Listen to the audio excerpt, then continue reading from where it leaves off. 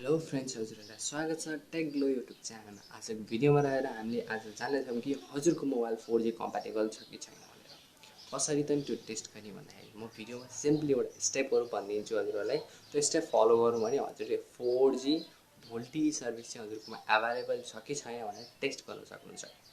Test कसरी गर्ने त, हजुरलाई आवश्यकता पर्छ एउटा मोबाइल फोन्सको आइएमई नम्बर। मैले चाहिँ एउटा लिएको छु बेनको वाइ10 भनेर, जुनको आइएमई नम्बर चाहिँ देख्न सक्नुहुन्छ।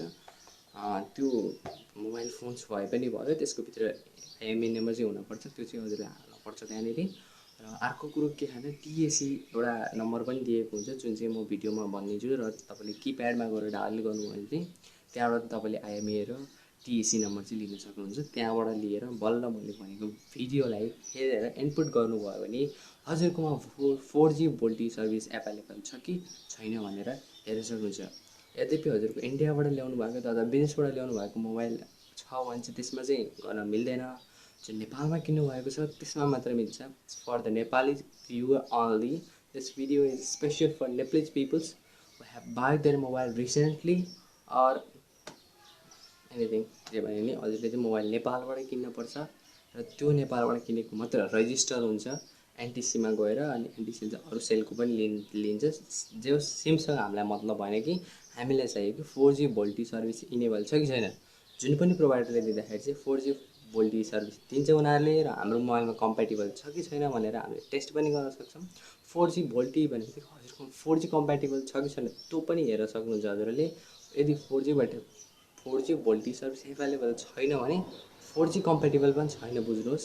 यदि 4G भोल्टी कम्प्याटेबल छ भने हजुरको मोबाइल 4G चाहिँ इनेबल छ मोबाइलमा।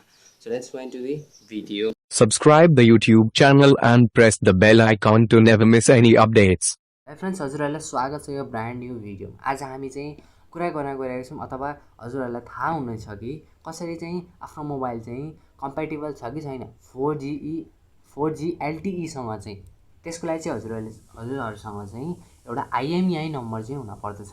यदि हजुरहरूलाई त्यो आइएमई नम्बर भनेको के हो भन्ने थाहा छैन भने म त्यो निकाल्ने सजिलो ट्रिक्स पनि भनिदिन्छु, जुन चाहिँ हजुरले एप्लाई गरेर आइएमई नम्बर निकालेर अनि त्यसपछि मैले दिएको स्टेप्सलाई फलो गर्नुभयो भने जुनै पनि सर्भिस प्रोभाइडरले चाहिँ आफ्नो 4G भोल्टी सर्भिस अथवा कुनै पनि 4G रिलेटेड सर्भिसहरू निकाल्यो भने चाहिँ हजुरलाई पहिले नै थाहा हुन्छ कि मेरो मोबाइल कम्प्याटेबल छ कि छैन भनेर।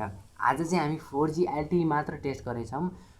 त्यसको लागि चाहिँ हजुरसँग एउटा आइएमई नम्बर चाहिन्छ, जुन चाहिँ मैले यहाँ देखाइदिएको छु कहाँनिर हुन्छ आइएमई नम्बर भनेर। Let's went to the video. साथीहरू, यो मेथड प्रयोग गर्नको लागि चाहिँ हजुरहरूले चाहिँ आफ्नो क्रोम ब्राउजरमा जानुपर्ने पर्दछ। र म हजुरहरूले क्रोम ब्राउजरमा गएपछि के हाल्ने भनेर म हजुरलाई देखाउँछु। साथीहरू, मैले चाहिँ यहाँनिर इनपुट गरिसकेको छु र यहाँ चाहिँ अलिकति एडहरू पनि सो गरिरहेको हुन्छ। यहाँ हजुरले के लेख्नुपर्छ भन्दाखेरि 4G LTE ब्यान्ड चेक भनेर सर्च गर्नु भने फर्स्टमा साइट आउनेछ।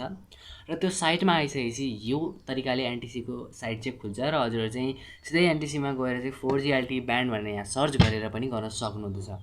नोट, हजुरले चाहिँ आफूलाई थाहा छैन कहाँ गएर यो सर्भिस के अरे आइएमई नम्बर लिने, हजुरलाई तल पनि देखाउँदैछ। सो यसको लागि चाहिँ आइएमई नम्बर कहाँ लिने, कसरी लिने भन्दाखेरि चाहिँ हजुरसँग बक्स छैन, हजुरको मोबाइल अलिक पुरानो भइसकेको छ। यदि पनि हजुरले चाहिँ युज गर्न चाहनुहुन्छ भने म हजुरलाई सिम्पल ट्रिक्स भन्छु। हजुरहरू चाहिँ आफ्नो मोबाइलको किप्याडमा आउनु पर्दछ र यहाँ हजुरले टाइप गर्नुपर्छ *#06##. सो यहाँ आइसकेपछि चाहिँ मेरो यहाँनिर आइएमई 1 र 2 देखाइरहेको छ, जुन चाहिँ हजुरहरूले सिरियली देख्न सक्नुहुन्छ। र यसलाई नोट गरेर फर्स्टमा रहेको छ 1 र 2, दुईवटा सिम छ भने हजुरकोमा आइएमई नम्बर 1, 2 देखाउँछ र एरियल नम्बर पनि देखाउँछ। यहाँबाट चाहिँ हजुरहरूले देख्न सक्नुहुनेछ कि आइएमई नम्बर चाहिँ कस्तो हुँदो रहेछ। र यसलाई नोट गरेर हजुरहरू ब्याक आउनुहोस् त्यो साइटमा।